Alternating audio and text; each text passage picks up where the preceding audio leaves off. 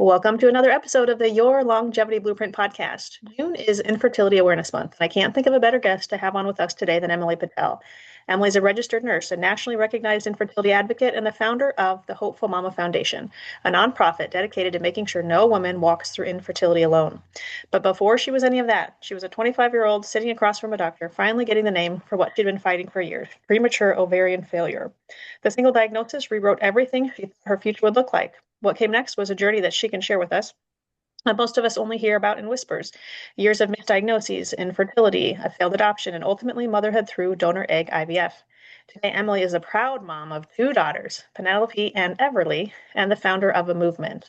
Through Hopeful Mama, Emily has built a national community offering support groups, education, and financial grants to women navigating fertility challenges because she knows firsthand that this journey is emotional, physical, and financial. Her advocacy has reached millions through social media, speaking engagements, and national awareness campaigns, and she's become one of the most trusted voices in the space for blending vulnerability with empowerment. We're going to talk about her story, the work she's doing, why reproductive health is a longevity issue that we don't talk about nearly enough, and how every one of you listening can plug in this month of all months. So, Emily, welcome to the show. Thank you so much for having me. I'm excited to be here today. So, tell me, I mean, correct me if I'm wrong, but I heard that you were like 25 when you were diagnosed with premature ovarian failure. Is that right? That young? Yes, so that's when I was diagnosed. But actually, what we found out through kind of coming back through my medical records is I actually started really going into menopause at the age of 16, and we just missed it. Holy moly, that's not good. Kind of walk us through what those years looked like what symptoms you were having, how you knew that, and what finally led to you getting this answer that you needed. Sure, yeah. So when I was 16, I started having night sweats, hot flashes, some headaches, and we didn't really think anything of it. We just thought, gosh, well, I said to my family, I was like, I don't feel very good. This doesn't seem right. I'm Yeah. not feeling good at nighttime. I'm getting really hot and sweaty. And so we ended up going to the doctor, and the doctor said, she's 16. She's probably just hormonal. So we're just going to put her on some birth control, and that should just fix everything. And initially, my family was pretty reserved with that. My dad specifically was like, I'm not putting my kid on birth control. Typical dad response, I feel like. And the more that we talked about it a little bit and with the doctor, with only really having that perspective, he said, okay, well, let's just see if it makes you feel better. Let's try it. And so we tried it. And what do you know? A couple weeks in, 4 weeks in, 2 packs in, I'm feeling like myself again, right? I don't have any hot flashes. I'm Got not some having night hormones. Yeah. sweats. I don't really Yeah. have headaches. I feel pretty great. And so we just think, well, I must have been a little hormonal. We needed to balance it out. And so on we went. And so I actually stayed on birth control and consistently until I Mhm. was 25. And when I was 25, I had had a heart procedure and I needed to come off some medications because we were rechecking some things after that. And after I had been off it for a while, I thought, gosh, I'm not feeling very, very good. And I was having night sweats and hot flashes and a lot of other symptoms coming back. And so I made an appointment with the doctor to say, hey, I don't know what's going on, but I feel like I'm in menopause. And I kind of laughed about it because I was a nurse and I didn't think I was in menopause. It Yeah, was yeah, just yeah. the easiest way to describe how I felt. And then once we connected all the dots and got the lab test back and all of the diagnostic things, we realized that unfortunately that's where I was. And now, as I'm sure you're aware, they call it premature ovarian insufficiency. But Mhm. because I was diagnosed so long ago, at that time it was premature ovarian failure, and I had an AMH that was very, very low. And so at that point, I had no follicles left, and they were like, your ovaries are like raisins. You're postmenopausal at this point. And so we were too far gone to really do any fertility preservation at that point. Ah, so that kind of diagnosis can rewrite someone's kind of vision for the future. So, what did that, I mean, kind of take us back? Like, what did that emotional and physical fallout actually look like for you? And what do you wish maybe someone had told you in those early weeks? I mean, were you like in shock? Was this a, how'd that go? Yeah, so it was definitely a shock. I was not actively trying to have children at that time. However, I will, and I have shared frequently that the minute someone tells you that you can no longer have children, your biological tick of motherhood begins probably yesterday. And you're like, well, now Yeah, I need to have kids right now, but now I can't have kids. And yeah. what am I going to do? Because now I can't have kids. And so it was definitely, I remember leaving the University of Iowa. That's where I was diagnosed, like completely diagnosed at, and went to Village Inn. And I was sitting there with my partner, and I was like, what did they just tell us? What is going on? And when we left that appointment, it was very much like a piece of paper, drew some ovaries on them, basically showing that, nothing was really working well, crumpled it up, threw it in the garbage, and was like, be on your way type of thing. And I didn't leave that appointment with any information about if we ever wanted to have children, what that would look like for me. There was no like referral information, no support services. It was purely just, this is your diagnosis.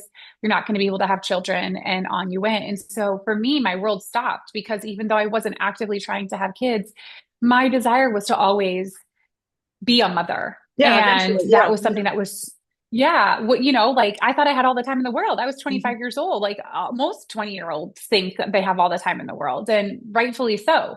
But for me, I didn't have that anymore. And so I would say the shock and just the really just out of nowhere feeling of what am I going to do now and what options? And I wish, and I say this now because Hopeful Mama, which we'll talk about more later, I'm sure, has created these resource toolkits that we encourage providers and clinics and therapists and people who are seeing people with infertility. It's a resource toolkit that they hand to them, and it has everything in it that I wish I had had that day.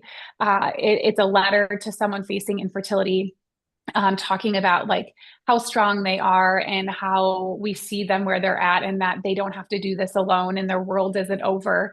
It has encouraging ways to, manage infertility stress, and we have some resources that they can connect locally or virtually with people. So I really wish when I would have left that appointment that someone said, this, you're not the only one. The story's There's not other over. Yes, people. the story. Yes, yes, Yeah. yes. Yeah. Yeah. Like there's hope for you. And these are some options for you. That's what I wish would have happened. It would have made my journey much, much different. You just saying that obviously makes me think, well, that must be the passion that helped you, create the Hopeful Mama Foundation. Like what Mhm. you didn't have, you created for others, which is so, so beautiful. Which we will get to. We want to talk about that. But I do want to hear a little bit more of your story. So, did you have a failed adoption also? I mean, your journey, it sounds like kind of took a lot of twists and turns. So, do you want to share kind of next steps of your journey and how you ultimately got to these two beautiful, spoiler alert, she does have two beautiful daughters, but walk us through the next steps. What else you endured to get there? Definitely. So after that diagnosis, it was in the springtime. And my husband and I at the time, we weren't really sure what our next steps were going to be because, like I said, we weren't planning on having children quite yet. We had only been married for a couple of years, and we just hadn't looked that way. And so we kind of didn't really do anything. We were really trying to process it. We were sharing with our families this diagnosis and what it meant for us and what that would look like. And we truly believe that adoption would probably be the path that we would then go. We knew nothing about donor conception. We knew nothing about any of that world. We truly just knew you either kind of got pregnant naturally or you did adoption. Those were kind Yeah, of yeah, the yeah. options that we were aware of. And adoption was not anything new to either of us because in our family, we had two children that were adopted and a part of our family. And it was something that we all knew very well and loved everybody in our family. And so it was something that I was always passionate about. And so I thought, well, I'm already passionate about this. Like maybe this will be an option. But Yeah, it was yeah, yeah. really just like in talks. It wasn't anything concrete. And I would say probably about 6 months after my diagnosis, we got connected with this young couple in the town that we lived that had heard about our story because in the town that we lived, it's kind of small. So everyone through the grapevine kind of heard a little bit about, well, Emily, this is what happened. And so then they had heard about it and they reached out saying, we're about to have a baby, but we're not staying together. And they were a young couple. And I think they had about 2 to 3 months left before their baby was going to be born. So we met with them and we decided to move forward with the private adoption. We felt like it was kind of the right path for us. We felt like all of things were lining up, the stars aligning, like this is why I got diagnosed when I did, so that I'd be ready to meet this family and all of those things. So we got ready for that. And then baby was born on a Thursday in the fall time. And we went and we got to the hospital before he was delivered. And I remember sitting in the waiting room and the nurse opens the door and she brings in the most beautiful baby and she hands him to me. And I just get a chance to look at him and just, I feel like everything is right in the world at this point. I'm holding my baby that I loved already and had been so ready and prepared to meet him and just really loved him. And so we were with him for the next 2.5 days at the hospital. And then when we were getting ready to leave that Saturday morning, the hospital called and said, Emily, you guys can't come back in. Birth mom changed her mind. Oh And my so, gosh. and yeah, yeah, it was definitely like a very pivotal moment because in Iowa at that time, again, this was quite a while ago, birth moms had 7 days to change their mind. And it is not that long anymore. I think the laws have changed around that. But at that time, they had that long. So we knew, like going into it, we knew like There was a this is the chance. Yep, possibility. yep. Yep. Like if you take the baby home, there's 7 days where like if they change their mind, you have to bring the baby back. And so but we just didn't really feel like that's what was going to happen. We had a really good relationship with them. We had worked, gone through a lot of different things. And, we really felt like we both knew that this was kind of the path that we were all going to take. And so when that happened, it was like another really life shattering moment. We left the hospital with an empty car seat and we drove home to a house with an empty nursery. And that is kind of a loss that changes you in ways that you're not ever really Mm, prepared for. yeah. Oh my gosh. Okay, so let's swing this positive. So then what? Yeah. Well, it takes a little bit more of a little Yeah, bit yeah, to yeah, get to yeah. the positive, but it's a heavy loss for both parties, not only me, but for my husband. And so through that, we learned a lot about each other. We learned a lot about what our goals were in life. And so, a few years later, I found myself divorced and, not able to have children. And so I was 27 at that point, and I thought, how did I get here? Oh my gosh, This is yeah. not this is not the life I planned on, that I No, was going to be having at 27. So I threw myself into work and which I feel like a lot of us do, right? No matter what the loss is that we experience or, life-changing moment, I feel like a lot of us find ways to cope and many of us just decide to go start working a ton. And so that's what I did. And during that time of working a lot at the hospital, I ended up meeting my husband, Samir, in the cafeteria line of all places. Um, and so we met there and nothing really came of it until a year later. He finally asked me out on a date. It took him a year to ask me out. And then during that time, I was like, oh gosh, I'm going to need to tell him about my diagnosis and all of these right? things, because, you know, that's the kind could be a deal breaker for some people. And so we ended up having those conversations. And, obviously we are married, which we've talked about so everyone knows it went okay through those conversations. But he is actually the one who introduced me to donor conception. I would say probably about maybe 6 months into dating, he said, Emily, why don't I take a look at your medical records? He's a physician. And I was like, that's really awkward, but okay, like here you go, just, take a look. And I didn't think he'd really find anything, right? I had been through them, I never got a second opinion, but I just thought, gosh, he's probably not going to find anything. And then I'll never forget, we were sitting on my coral couch at my house, and he goes, well, Emily, your uterus, it's just fine. And I was like, what good is my uterus? Okay, yeah. I don't have any eggs. What am I going to do? And he said, well, you could just use donor eggs. And it was truly the first time I had ever even heard those words. I knew nothing about it. And I said, well, what are donor eggs? And then he had to explain to me that women go and donate their eggs for people to be able to use, like in my situation. And I just thought to myself, you've got to be kidding me. This is a thing that has been out in the world this whole That, time. that no one told me about. Yeah. Nobody told me about. I hadn't heard anything about it. And so it was truly it was another like life turning like pivotal moment, right? Because it took all of the pain, all of the things, all of like the despair that I had, and it turned it into the hope that I had really been looking for, the light that I was like, I have a chance to not only be a mom, but I have a chance to be a mom through pregnancy. And I Hmm. thought that was something that I would never get to experience. And so that was just a remarkable, like, just moment in my life. And so after we got married, we found a clinic that we wanted to work with in Chicago, and we selected our donor and we went through that first round. And we were very, very fortunate that our first cycle, it took, and we have almost 9-year-old now who is Penelope. And then a few years later, we did another cycle. We had one cycle in the middle that failed, and then we had a third cycle, and then that is Everly, who is our youngest, who just turned 6 on Friday. So Amazing, amazing.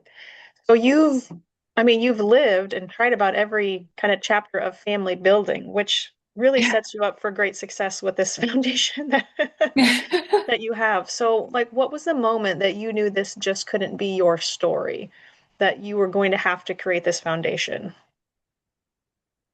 So I think that probably happened when our oldest Penelope was only 6 weeks old. It's a very interesting moment because it wasn't this like, wow, I'm going to start a nonprofit. Right, It right. wasn't this like, I'm going to go do this big thing. It was, I was standing in my kitchen with her and I was holding her and I was just overcome with so much grief. And I thought, why am I crying? Like, I have my baby in my arms. Why am Yes, I yes. crying so much? And in that moment, I realized that I wasn't crying for me anymore. I was truly crying for all of the women that I realized Oh, had come before me or would come after me and not be standing in their kitchen holding their baby. And I thought to myself, that can't happen. Like something's got to be done. And at the time, I didn't realize it, but it would really be the fire that was lit for me through the years. Because 6 years later is when I actually started to build Hopeful Mama. It took 6 years to get there. But it really put that fire inside of me that, like, there's a lack of education of women's health. I knew nothing about my body. I knew nothing about my menstrual cycle. I couldn't tell a doctor anything, what was normal, what was not normal, because I didn't understand my body. sure. Um, the lack of support when I was going through my journey, no one I knew was going through infertility, and they definitely weren't going through menopause. So I was isolated on an island, and I was like, there wasn't any support for me. I had to just do this alone, essentially. And then just the financial piece, like I learned very quickly how expensive IVF was. And then if you add in the donor piece, it was such a huge financial burden to take on. And we were very fortunate that we were able to proceed. But there are so many people who I realized weren't going to be able to even have that as a possibility. And I thought finances should not prevent them from being a mom. Everyone deserves a chance at motherhood, regardless of their finances. And so, again, it wasn't this big, like, I'm starting a nonprofit today, but it truly started that moment. Really, it put it in my heart that someday I was going to do something about it. I just didn't know what it was yet.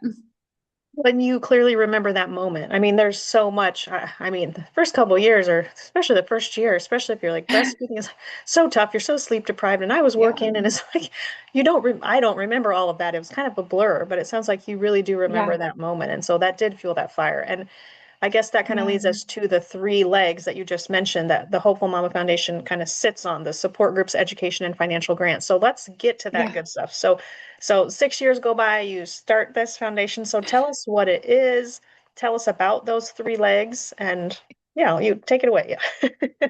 Yeah, yeah, perfect. Yeah. So we do, yeah, we have three pillars that we really focus on. And as you mentioned, it's connection, support, education, and financial support.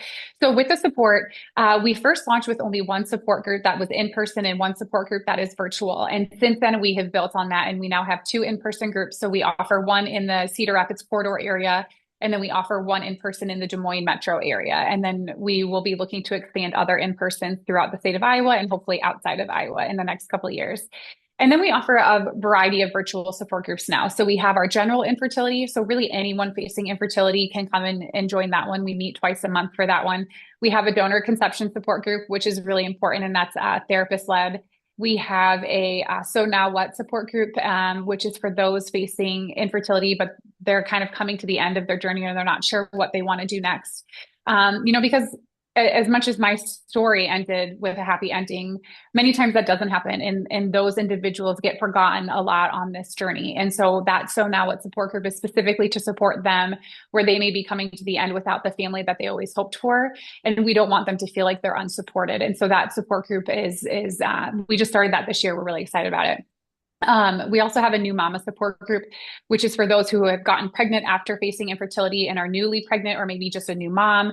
And that is such a unique experience of going through infertility and the loss and all of the things that you experience. You don't really always fit in with those who just get pregnant easily. So that Right. support group is really tailored to those individuals who have faced that. So our support system is really booming. I feel like the virtual groups have done really, really well growing. And then the in-person options are great. And then education is something, as just for my own story, is really important to learn more about women's health and share that out because I feel like we're so lacking in that regard. And also just the mental health aspect of how infertility impacts our mental health. That gets forgotten a lot too, because this is a really heavy burden to carry. So we have educational workshops. We're looking at hosting a summit maybe in the next 2 years where we kind of bring some professionals together that are just really passionate about infertility and women's health and kind of have a day together and learn more and be supportive. So we're excited about what that looks like in the future. And then our financial grant program, we just closed this year. It's an annual program. So we just closed that cycle on May 9th. And the board of directors is currently reviewing those applications, but we have $30,000 to award this year in fertility grants. And then we do just have another grant open right now, which is called Made for Motherhood. And it's in partnership with Generation Next Fertility out of New York. And we are offering a fully funded IVF cycle to one recipient. And so that is another really great grant opportunity that we have right now. That's amazing because yeah, as you mentioned, the cost of fertility care is a huge barrier for so many women. So that's amazing. Yes. Let me rewind. We kind of jumped to those three pillars, but tell us what the Hopeful Mama Foundation is. So I'm assuming it's a non. Yes. Yes. Yeah. Sorry. I like jumped to all the pillars and kind of like forgot. So yes, we've talked on it a little bit, but yes, we are a 501(c)(3) nonprofit. So we're considered a public charity. And so it is a 100% volunteer-based organization at this point. We have about 25 women on our team, and a male, our medical director, who helps review our grant applicants. Dr. Irani just joined us, so we're really excited to have him. But we're all volunteer-based. And so some of us are here in the Cedar Rapids corridor area, some are in Des Moines, and then some are virtual across the country. And we all just come together to really propel this mission forward. So we focus on specifically women facing infertility, but a lot of our support is geared towards their families, extended family, really trying to support everyone who's within kind of their core unit. We really try to support all of them through our support and education, but we focus heavily on women support. And so our grant is specific to women diagnosed with infertility. Those support groups sound amazing. They really sound like the heart of like the community, what you've built. Yeah. Have you been to some of those? Like for someone who's listening, who's deep in their infertility journey, feeling isolated, like you said, or lost on an island, alone, kind of what happens when women walk into those rooms? Have you seen some major friendships and connections developed? Have you been to some of those, or maybe you speak at them? Can you dive in a little deeper to what happens in those support groups Sure. that makes them so special? Yeah. Yeah, definitely. So I actually led most of our support groups initially. They're pretty much peer led, except for two of our therapist led support groups, which is one donor conception and one general infertility. When we launched them, I was kind of leading them all and have since been able to find peer leaders and handed those off. So what I think is so special, and I'll talk about both. So in person, if you're local and either to the Cedar Rapids or Des Moines metro area, what I feel like is so beautiful about the in person is it is interesting how you can come into a room in one of the most vulnerable states Hmm. and sit with a room of strangers. And within probably 20 minutes, and you haven't even shared yet, and nobody knows who you are. They maybe know your name, but they don't know anything about you. And without even speaking, you now realize that you have finally been seen because you were hearing stories of other women who are facing very similar journeys. And even if the trajectory of the journey is different, it's all the same grief, the loss of what we hoped for, the loss of what we had, the loss of all of the expectations. And Yes. so they feel so supported without even saying a word. And so I think that that's what's so beautiful. And yes, a lot of our support group members have, they get together outside of support group because they say, I finally found my women who I can talk to about all of this and they just understand and I'm not having to educate them. I don't have to tell them what IUI is or what a medication is or what IVF is. They just understand how I feel. And so that's such a beautiful thing from our in-person support groups. And then from a virtual standpoint, what I think is really been beneficial for us to grow such a great community there is we don't require you to have your audio on or your video on when you join. And so most people do, but for a Yeah. lot of times, especially when it's someone's first time, they're terrified. And Mhm. so it allows them to join a Zoom call where they can be completely anonymous if they want, and they can just listen for a full hour or an hour and a half to just the stories of other people and realize that they really aren't alone in this. And I can't tell you how many times when I was leading a group, I would get a message saying, hey, this is my first time. I'm just going to listen tonight. And I was like, yep, no problem. And within 30 minutes of the call, I get a message that says, hey, I'm ready to share my story. And that is one of the most like Yeah. powerful Yeah. moments, Yeah. honestly. Beautiful, beautiful, beautiful. I'm going to go off on a tangent here and then I'm going to bring it back. But because this is a longevity podcast, I got to take a quick opportunity because many listeners are not going to connect infertility to longevity, but that link Yeah. actually is real.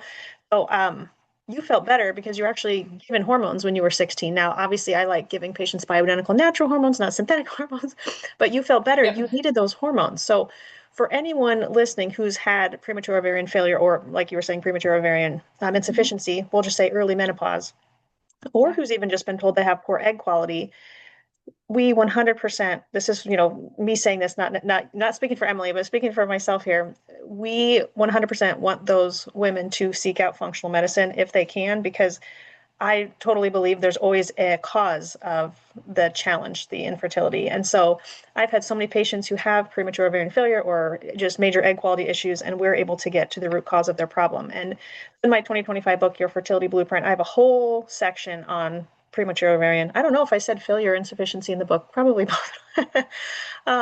But gosh, I wish I would have known you earlier, Emily, because I feel like that was years ago, but maybe there was something that could have been done. But had there been, then we wouldn't have this beautiful foundation. So obviously God had your path for a reason, and now you're sharing that with others. But this episode is certainly not about um, functional medicine for infertility, but I just want listeners to know I have a whole book Mhm. written on that, and um, I do want to just make the case for, if you're essentially having premature ovarian insufficiency or early menopause, your hormones are declining way too early in life. And so that can lead to long-term cardiovascular risks, bone Mhm. density issues, cognitive, you mentioned mental health issues, right, when you don't have the Mhm. hormones.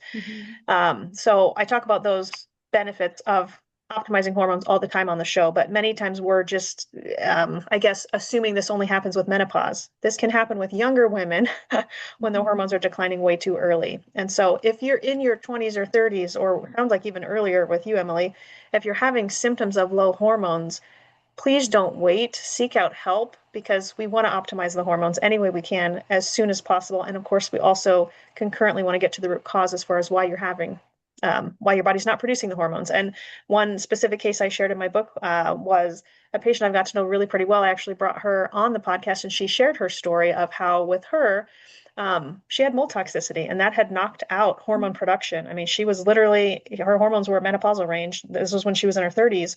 We were able to detox her from mold and her hormones popped back into action and she was able to conceive naturally, which is, she just has a beautiful story.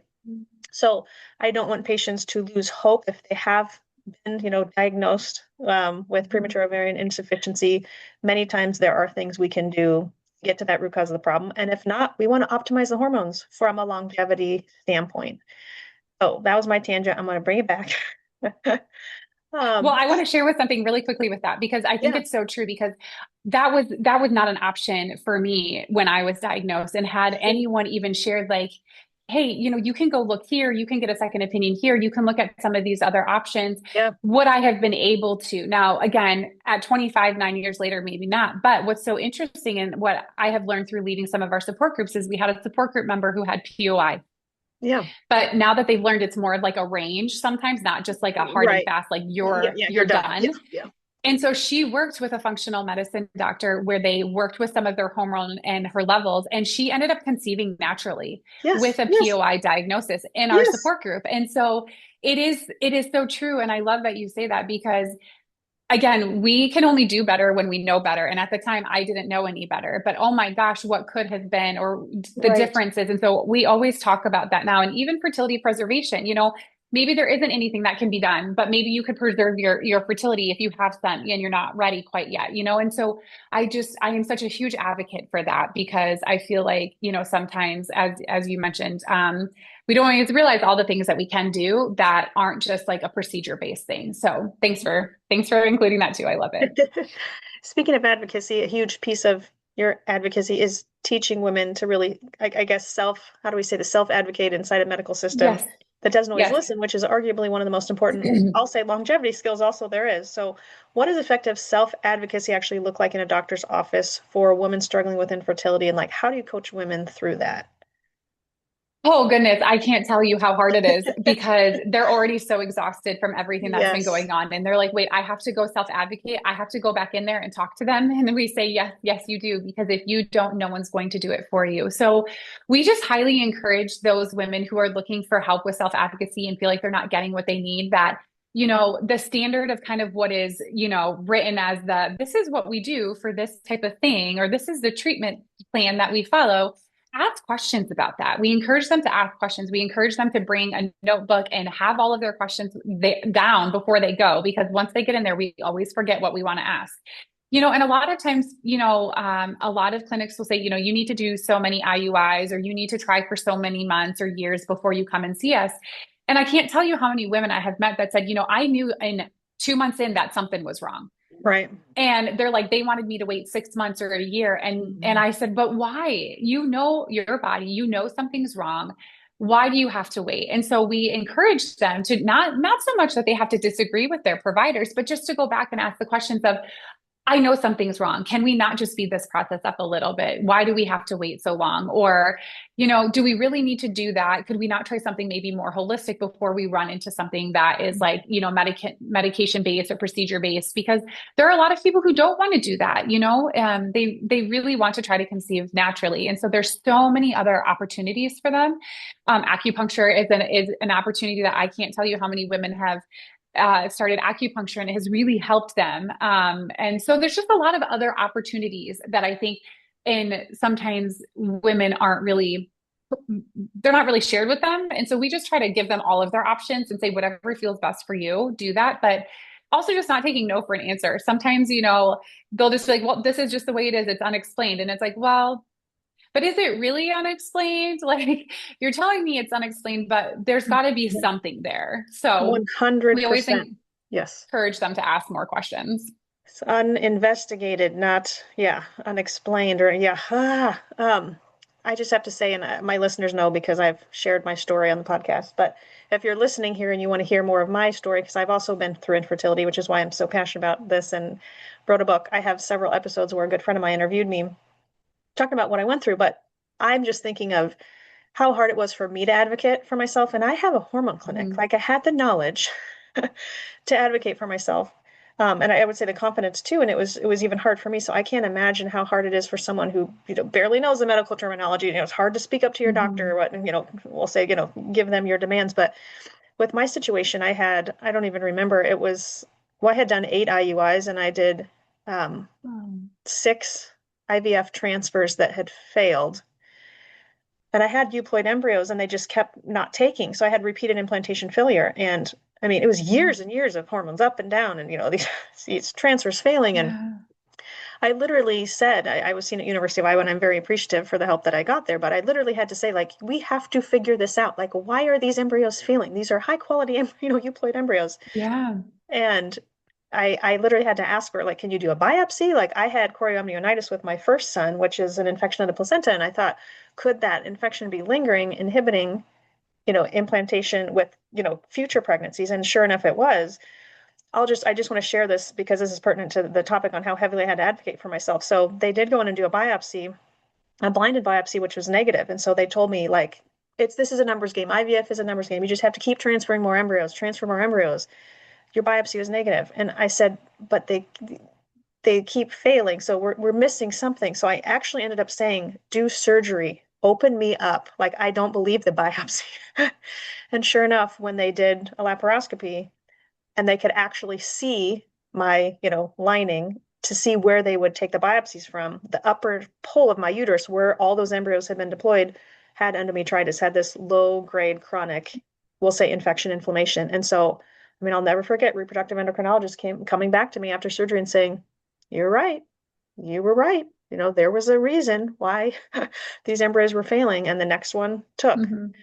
But how much Hmm. money did we spend? How much emotional turmoil? Yeah. How discouraged were we? Like, had I not persisted and advocated for myself, I think most times my story wouldn't have had that happy ending. Like, I had to Yeah. advocate for myself, and I just thank God that I did, because we got to the point where we got that baby. I had 2 infertility stories. That's a second one, but that's just again just a good example of, you have to follow your intuition and advocate for yourself. because I don't want to say you are just a number, but they have thousands of patients and you know your body more Mhm. than they do. So yes, advocate. Okay. So So true. June is again Infertility Awareness Month, and Hopeful Mama has two Sip and Shop for Hope events coming up. Do you want to share about those? Oh, sure. Yeah, thank you. So, in kind of the Des Moines metro, it's not quite in the metro, but in the Des Moines area, we are having our second annual in that area Sip and Shop for Hope at Huxley or in Huxley, Iowa, at a Heritage Coffee House and event. So that's going to be on June 14th. So if you're in that area, stop on by. It's in the morning time, and we would love to have you. It's from 9 to 11 or 10 to noon. It's somewhere in that morning time. And we're going to have vendors set up, and then 10% of those proceeds come back to Hopeful Mom. And it's just been a really, really awesome fundraiser for us. And also in the Huxley location, we have swag bags that are first come, first serve, and they are so cute and they're stuffed with amazing goodies. So if you get to be one of the first ones there, you get one of those too, which is really fun. And then here in the Cedar Rapids area, this year we're moving locations a little bit. So if you've been before, we are at a new spot this year. It's going to be at I'll Meet You There in Czech Village. And so this is our fourth annual Sip and Shop here in the Cedar Rapids area. And it's the same setup. We have vendors, people come and shop, they come and go, and then proceeds come back to Hopeful Mama. And then our swag bags for those go live on July 15th on our website to be able to get those ahead of time. So we're really excited about those. Amazing. Two events coming up. Okay, so how else can listeners kind of get involved and support your foundation? So maybe someone's listening and they think, oh my gosh, I need support. I need to join a support group. Or maybe someone listening never had infertility, but they just want to support you financially. Like how can they how can they get involved and support this foundation? Yeah, definitely. If you're looking for support, our website is honestly the best place because it goes through not only the support group offerings, but any educational workshops that we have coming up. And then any events if you just want to get connected that way. And so if everything we offer is free. So education workshops are free, support groups are free. You just register on our website and then you get an email with all of the information of when the group meets, how you get connected with that. So it's really easy. It's just www.hopefulmamafoundation. So all together .org. And then if there's someone listening who wants to support us from a financial standpoint on our website, again, I still feel like it's the best place to go. We have a donate button that you can click on that and it talks through, you can do a one-time donation. We have recurring donations if you want to become part of our Pay Hope Forward Club, where you can join that for $5 a month. You get a really cute t-shirt that says Pay Hope Forward. It's one of our favorite shirts. Or you can just do like a one-time donation. But there's some more information about different giving tiers that we have on our website too. So there's ways to do that. Or you can come to an event and you can, shop some really cool things and you can give back that way as well. Then are you on social media also? Is Hopeful Mama Foundation on or We are. Yep. So our tagline, it's super long because our name is long. So you got to give the founder a hard time about that. I don't know why she picked such a long name, but it's just the at Hopeful Mama Foundation altogether. So that's for Instagram and Facebook and then on LinkedIn. So, and we have a YouTube channel. So any of the workshops that we have had, we worked on recording them. And so those are up there if people ever want to listen to those. So we are on there, but mostly we're predominantly busy on Instagram and Facebook and LinkedIn. Wonderful. Okay. I know this is a little out of your wheelhouse, but because this is a longevity podcast, I end every episode asking my guests their top longevity tip. It can be anything. How would you answer that? I know I love this because it did really get me thinking a little bit about what is my longevity tip? Because I could think like, oh, let's talk about, what I do for like my own mental health or my own Yeah, yeah. exercise. And and I thought, gosh, I actually don't think that that's really where I want to land. I think what I have found over the last couple of years and what I think is true for me moving forward from a longevity standpoint is truly, finding the support that you need because it's really easy to do a workout. I mean, not really easy, but like we can do a workout. It is hard for me to get up at 5 a.m. and do my workout. Let me tell you, I don't want to do it. But we can, like change our diet. We can, take this vitamin. I mean, there's lots of things we can do, right? But finding that core group of people who can show up on the good days and the bad days and really lift you up emotionally. I think I have found that our emotional and our mental health is just as important as our physical health. And so I think it would be surrounding yourself with people who lift you up and don't drain you and really find that true support community to help walk alongside you, whatever part of your journey you're on, whether it's infertility or not. Love it. I'm just thinking we're both so young. No, like I mean, I know your foundation is young, but I just think of the legacy that this foundation that will be leaving. Like 10 years from now, how many women might your foundation have helped be able to create a family, or even if that's not the path, right? I mean, just to support their mental well-being through their struggle. Like I hope I know you for a long time and 10 years from now we can reconvene and just see the impact you've made. So I just feel like this is so beautiful. Obviously I'm biased. Well, so are you because we've both been touched by infertility, but I just want to thank Yeah. you for being here today, for the work you're doing, your honesty, your advocacy, and the community you Mm. built through Hopeful Mama Foundation. I know that's changing lives and reminding us all that hope and resilience are two of the most powerful tools we have for living longer, healthier, meaningful lives. I would also just love nothing more than to help many of your members using functional medicine and be able to build the families that they're dreaming of. There's just so much we can do to support the body, balanced hormones, and addressing those root causes alongside the incredible work already happening in the fertility space. So, to our listeners, if today's conversation moved you, head to hopefulmamafoundation.org to learn more, donate, to apply for a grant, or to join one of Emily's support Mhm. groups. And please, if you're listening and you think, oh my gosh, my sister-in-law or my cousin, Mhm. needs to hear this, your coworker, please share this.